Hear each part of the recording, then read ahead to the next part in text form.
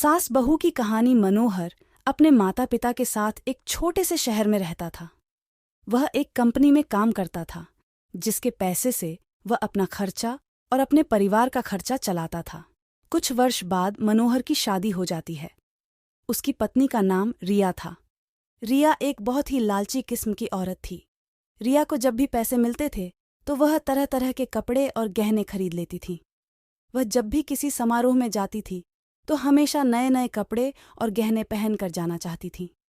जब उसके पास नए कपड़े और नए गहने नहीं रहते थे तब वह अपने पति मनोहर से जिद करके खरीदवा लेती थी। उसकी लालच से उसका पति भी तंग आ गया था। मनोहर रिया को हमेशा समझाया करता था कि हमारी कमाई उतनी नहीं है कि मैं तुमको हर समारोह में जाने के लिए अलग अलग तरह के कपड़े और गहने खरीद कर लाया करूं।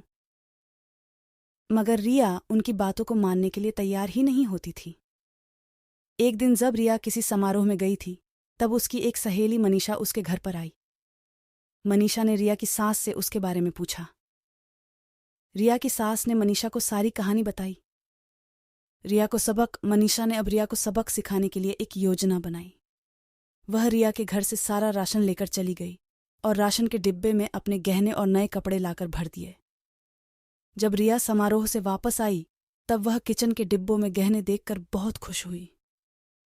शाम हुआ। जब रिया खाना बनाने गई तब उसे राशन नहीं मिला।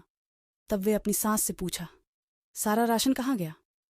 उसकी सास ने जवाब दिया, मैंने सारा राशन और घर का सारा सामान बेचकर तुम्हारे लिए गहने और कपड़े खरीद लिया है।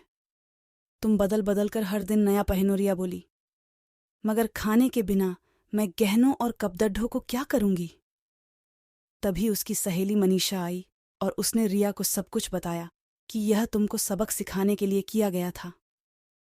अब रिया को समझ में आ गया, जीवन जीने के लिए सबसे ज्यादा जरूरी भोजन होता है, न कि बदल बदल के गहने और कपड़े पहनना। रिया अब अपने पति के कमाई के अनुसार ही सारा काम करती थी और वह खुशी खुशी रहने लगी।